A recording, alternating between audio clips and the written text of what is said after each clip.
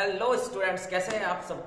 आज मैं आपके लिए जो वीडियो लाया हूँ बहुत ही इंपॉर्टेंट है उन स्टूडेंट्स के बारे में, उन स्टूडेंट्स के लिए जो कि ये सोचते हैं कि किस तरीके से सीबीएसई के अंदर मार्किंग स्कीम होगी और किस तरीके से हमें क्वेश्चन के अंदर मार्क्स दिए जाएंगे। तो आज मैं पूरा का पूरा क्लियर करने वाला हूँ आपके सामने कि आपको सीबीएसई कितने मार्क्स कब कब और किस किस पैटर्न को फॉलो करते हुए देगी। तो एंड तक जुड़े रहना, क्योंकि एंड में जो मैं आपको बताने वाला हूँ वो मोस्ट इंपॉर्टेंट होने वाला है। एक क्वेश्चन हम लेंगे लास्ट में और फिर उसकी मार्किंग करके देखेंगे किस तरीके से हमको एक क्वेश्चन है उसके आंसर में किस तरीके से मार्क्स दिए जाते हैं। तो सबसे पहले मैं आपके पास में जो डिस्कस करने वाला हूं marking scheme for 10th class 2023 2023 में जो अभी एग्जाम होने वाला है आपका बोर्ड, उसके बारे में हम आज देखेंगे मार्किंग किस तरीके से होती है। तो सबसे पहले ये जानना जरूरी है कि कौन कौन से सब्जेक्ट है। तो मैंने यहाँ पर सब्जेक्ट लिखे हैं साइंस, मैथ, इंग्लिश, हिंदी और एसएसटी। आप सब ये जानते हैं कि एडिशनल सब्जेक्ट आपके होता है एआई या फिर कंप्यूटर का। तो सबसे पहले ये समझते हैं कि जो पेपर होने वाला है वो किस तरीके का होने वाला है। तो जो पेपर होने वाला है वो आपके बेस्ड होगा ऑब्जेक्टिव और सब्जेक्टिव। ऑब्जेक्टिव की बात करें तो आपके शुरुआत में एमसीक्यूज आपको देखने को मिलेंगे जो कि आपके 20 मार्क्स के होंगे। उसके बाद में पर्टिकुलर सेक्शन होंगे ए, बी, सी एंड डी। तो यहाँ पर सबसे पहले जो मैंने लिखा है वो लिखा है कि साइंस में जो थ्योरी पेपर होगा आपका, जो सब्जेक्टिव और ऑब्जेक्टिव होगा वो 80 मार्क्स का होगा। उसी तरीके से मैथ में 80 मार्क्स होंगे, इंग्लिश में भी 80, हिंदी में भी 80 और एसएसटी में भी 80। मतलब 80 का पेपर आपका बोर्ड में होगा। तो बाकी बचा हुआ 20 मार्क्स जो है वो कहां से मिलेंगे? तो वो मिलेंगे आपको इंटरनल असेसमेंट से। अब ये इंटरनल असेसमेंट क्या है? ये 20 मार्क्स का होने वाला है पर सब्जेक्ट में। तो सबसे पहले जो चीज रहने वाली है वो रहने वाली है पीरियोडिक टेस्ट। पीरियोडिक टेस्ट आपके स्कूल में 2 या 3 होते हैं। हाफ ईयरली होता है, प्री बोर्ड होता है। मतलब पेन पेपर वाला जो टेस्ट होगा उसके मार्क्स आपके जाएंगे स्कूल से 10। ये 20 मार्क्स आपके पर सब्जेक्ट के स्कूल से जाने वाले हैं। तो जो आपका 10 मार्क्स रहने वाला वो पीरियोडिक टेस्ट से रहेगा, मतलब पेन पेपर का मार्क्स जाएगा। उसके बाद नोटबुक सबमिशन। आपके स्कूल में कॉपीज होती है सब्जेक्ट की, पर सब्जेक्ट की कॉपीज होती है। तो उनमें आपका आंसर राइटिंग कैसा रहा, आपका उसमें कैसा आपने होमवर्क किया है, क्या आपने अपनी कॉपियों में काम कंप्लीट कर रखा है, वो चीज आपकी प्रिंसिपल चेक करती है स्कूल में। पर सब्जेक्ट की टीचर चेक करती है। उसके बाद में स्कूल में सील या साइन होने के लिए प्रिंसिपल के पास में कॉपीज जाती है। अगर उनमें काम पूरा है तो आपको ये 5 मार्क्स मिलेंगे। उसके बाद में थर्ड चीज जो है वो प्रोजेक्ट और पोर्टफोलियो। बहुत सारे स्कूल्स में लैब कराया जाता है, मतलब प्रैक्टिकल कराया जाता है, और बहुतों में प्रोजेक्ट दिया जाता है। तो ये प्रोजेक्ट जो होने वाला है वो आपको पर सब्जेक्ट में मिलता है। हर सब्जेक्ट, ये जो 5 सब्जेक्ट है इनके अंदर आपको प्रोजेक्ट मिलता है। वो प्रोजेक्ट होता है आपका 5 मार्क्स का। तो 5 मार्क्स ये हो गए। अगर इसमें बच्चे ने अच्छे से काम किया है, पीरियोडिक टेस्ट में उसने ठीक ठाक नंबर लाया है, 80-90 मार्क्स वो लाता है। उसके बाद में यहाँ पर बात होती है नोटबुक उसने अच्छे से सबमिट करा रखी है, सील साइन प्रिंसिपल के हो चुके हैं। उसके बाद में एक चीज और होती है अटेंडेंस। अटेंडेंस अगर उसकी 75% है, थोड़ी बहुत ऊपर नीचे होगी तो भी चलेगा, तो भी उसके 5 मार्क्स पूरे जाएंगे। और प्रोजेक्ट वर्क अगर सबमिट कराया है, चाहे प्रोजेक्ट आपने किसी भी तरीके से बनाया हो, यहाँ पर 5 मार्क्स उसके फुल हो जाएंगे। मतलब इन 20 मार्क्स में से 18, 90 या 20 मार्क्स तो इजीली स्कूल वाले भेज देते हैं। बस बात है कि पीरियोडिक टेस्ट में आपका जो प्रेजेंटेशन है, आपका जो रिप्रेजेंटेशन है वो बहुत अच्छे से होना चाहिए। तो एक तरीके से अगर देखा जाए तो एक सब्जेक्ट में आपके कितने मार्क्स हो गए? 100 मार्क्स हो गए। 80 मार्क्स का आपका पेपर होगा और 20 मार्क्स जो है वो आपके असेसमेंट के होंगे। तो इस तरीके से आपके 100 मार्क्स कंप्लीट होते हैं। एक लास्ट आपका एडिशनल सब्जेक्ट होता है एआई या कंप्यूटर। अगर एआई और कंप्यूटर की बात करें तो यहाँ पर भी ये 100 मार्क्स का होने वाला है। तो इस तरीके से अगर देखें तो आपकी जो परसेंटेज बनने वाली है वो आपकी या तो 500 से या 600 से बनेगी। अगर एडिशनल सब्जेक्ट नहीं है तो 500 से परसेंटेज आएगी, और एडिशनल सब्जेक्ट है तो 600 से परसेंटेज बनेगी आपकी। उसके बाद में देखा जाए तो ग्रेडिंग सिस्टम कैसे रहने वाला है।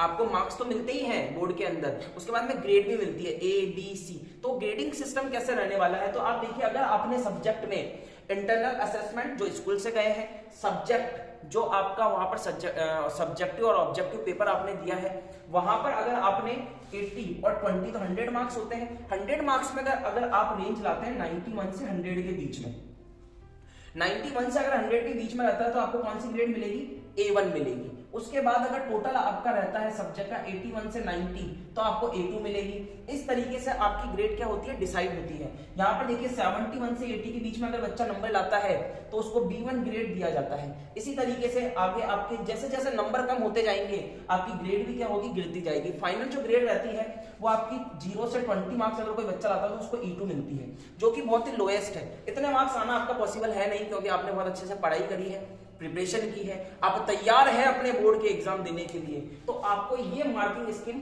बोर्ड वाले करने वाले हैं कि भाई 80 नंबर वहां पर और 20 स्कूल के, तो 100 मार्क्स हो गए और आपको ये ग्रेडिंग सिस्टम दिया जाएगा। इसके अंदर जो बेस्ट रेंज रहने वाली होती है वो आपकी ये दो होती है, A2 और B1। जो बच्चे बहुत अच्छे से पढ़ाई कर रहे हैं, जो डेडिकेट होकर कंसिस्टेंसी के साथ में अपने आप को शेड्यूल्ड वे में, कंटिन्यूअस वे में, रूटीन बनाकर जो फॉलो कर रहे हैं, तो उनके A1 आता है। उसके बाद में फिर ये आपकी ग्रेड नीचे जाती जाती है। अब देखें तो पासिंग मार्क्स, तो पासिंग मार्क्स जो रहते हैं वो आपके 33% रहती है। 33% कौन सी, वहां से 33% आना चाहिए, मतलब 80 का 33%। अगर 80 का 33% निकालने जाएंगे तो आपके 26-27 मार्क्स बनते हैं, 26-27 मार्क्स आपके बनते हैं। वहां से आपको 26-27 मार्क्स लाने हैं।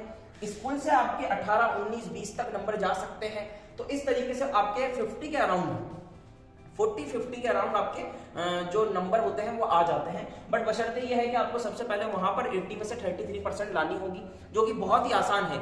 आज के पैटर्न को अगर देखें, सीबीएसई के 2023 के पैटर्न को, तो ये बहुत आसान है, क्योंकि इसमें 20 तो आपके एमसीक्यूज ही आएंगे। एमसीक्यूज इतने आसान होने वाले हैं कि कभी कभी तो कुछ एमसीक्यूज ऐसे भी सॉल्व हो जाएंगे कि देख के ही आप टिक कर दो। ठीक, तो ये ध्यान रखना 80 और 20 का रेशियो चलने वाला है। अब इसमें सिलेबस की बात भी हमने की थी, हमने ये भी बताया था कि किस तरीके से प्लानिंग करें अब बचे हुए 10-15 दिनों में। तो वो सब कुछ आपको डिस्क्रिप्शन में उनकी वीडियो के लिंक मिल जाएंगे, आप उनको देख सकते हैं। सबसे मेन चीज जो यहाँ समझने वाली बात है वो है कि आपको एडिशनल सब्जेक्ट पर भी ध्यान देना है। एडिशनल सब्जेक्ट जो है वो 100 मार्क्स का होने वाला है, इसे आप इग्नोर नहीं कर सकते। अगर इसे आप बचे हुए 1-2 दिनों में भी पढ़ेंगे लास्ट के टाइम, तो भी ये कंप्लीटली इजीली आपका पेपर निकल जाता है, अच्छे मार्क्स आ जाते हैं। अब हम क्या करने वाले हैं, क्वेश्चन लेंगे मैथ का। मैं यहाँ पर एक क्वेश्चन उठाने वाला हूं और मैथ में एक क्वेश्चन सॉल्व करके फिर हम देखेंगे कि उसमें किस तरीके से मार्किंग की जाएगी। ठीक है, तो आगे बढ़ते हैं वीडियो में और देखते हैं हमारा एक क्वेश्चन। अब हमने जो यहाँ पर क्वेश्चन लिया है वो मैथ का लिया है, how many 2 digits numbers are divisible by 3। यहाँ पर ये एपी का क्वेश्चन है आपका, अरिथमेटिक प्रोग्रेशन का, मैथ में जो 5th चैप्टर है उसका। तो यहाँ पर आपको 2 डिजिट नंबर्स बताने हैं जो कि डिविजिबल होने वाले हैं 3 से। तो सबसे पहली बात, मैंने इसका पूरा सोल्यूशन यहाँ पर कर दिया है। 3 से डिविजिबल यहाँ पर जो 2 डिजिट नंबर्स होते हैं वो होते हैं 12, 15, 18 और लास्ट वाला होता है 99। अब इसमें ए की बात करें तो 12 हो गया, डी की बात करें तो 3 हो गया, एन आपका 29 हो गया। अब आपको एन फाइंड करना है। एन फाइंड करने के लिए मैंने ये फॉर्मूला लगाया और आंसर निकाल दिया 30। अब आप जब ये बोर्ड के अंदर एग्जाम में करके आएंगे और ये 2 मार्क्स का आपके क्वेश्चन है, कितने मार्क्स का है ये, 2 मार्क्स का है। अब 2 मार्क्स में से आपको किस तरीके से मार्किंग की जाएगी मैं आपको बहुत इजीली तरीके से बता देता हूं। देखिए, इसका कोई प्रॉपर वे तो है नहीं, बट अगर एज अ टीचर देखा जाए तो आपके जो 2 मार्क्स है वो सीबीएसई डिसाइड करती है कि किस तरीके से इसका मार्किंग स्कीम होना चाहिए।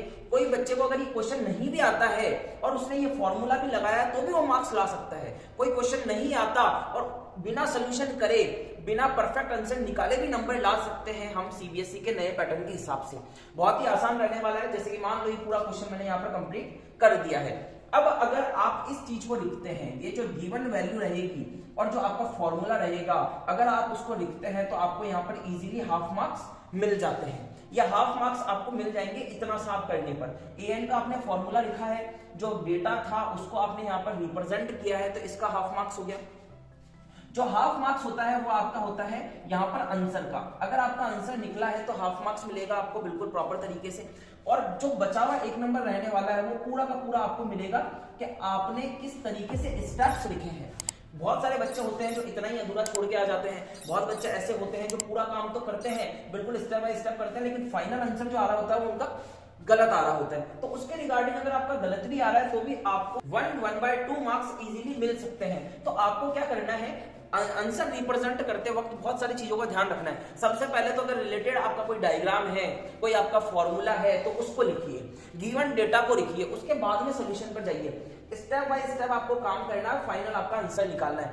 आंसर अगर गलत है तो भी आपको नंबर मिल जाएंगे सीबीएसई के नए पैटर्न के अकॉर्डिंग। 2023 का जो पैटर्न है वो बहुत आसान है। परसेंटेज बनाना, इसमें अपनी परसेंटेज को मैक्सिमम करना काफी आसान है अगर आप स्टेप्स को फॉलो करते हैं, आंसर राइटिंग को ध्यान रखते हैं। आप देखिए, मैंने डिस्क्रिप्शन में लिंक डाल रखा है, उस वीडियो को जाके देखिए किस तरीके से आंसर राइटिंग करनी होती है, किन किन चीजों का ध्यान रखना है, किन किन चीजों को वहां पर लिखना है, कॉपी में किस तरीके से काम करना है, ये सब कुछ मैंने उसमें बता रखा है, आप देख सकते हैं। तो ये पैटर्न आपका रहेगा। मार्किंग स्कीम इस तरीके से मैंने आपको क्लियर कर दिया है। अब आप क्या कीजिए, बस आप अपने आंसर राइटिंग पर ध्यान दीजिए, अपनी पढ़ाई पर फोकस करिए, प्रिपरेशन पर ध्यान दीजिए, रिवीजन पर ध्यान दीजिए, इन सब चीजों का ध्यान रखिए। और ऐसे ही वीडियो नेक्स्ट मैं आपके लिए लाता रहूंगा, नई टिप्स एंड ट्रिक्स और कंसेप्चुअल वीडियो के साथ में मैं मिलता हूं आपको नेक्स्ट टाइम। तब तक के लिए थैंक यू। अपनी प्रिपरेशन को ताबड़तोड़ मेहनत करिए और मैक्सिमम लेवल तक लेकर जाइए। Thank you so much.